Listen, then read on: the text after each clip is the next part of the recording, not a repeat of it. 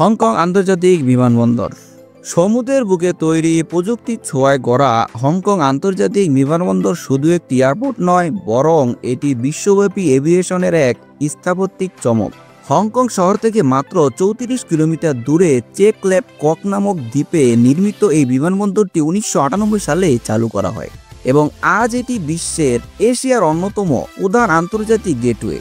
২০২৪ সালের হিসাব অনুযায়ী প্রায় ৫৪ মিলিয়নের বেশি যাত্রী এই বিমানবন্দর ব্যবহার করেছে। এটি ক্যাথে প্যাসিফিকের হাব এবং বিশ্বের অন্যতম ব্যস্ত কার্গো বিমানবন্দর হিসেবেও পরিচালিত। স্থাপত্যের দিক থেকে এই বিমানবন্দর এক অসাধারণ উদাহরণ, যা ডিজাইন করেছেন বিখ্যাত আর্কিটেক্ট স্যার নরম্যান ফস্টার।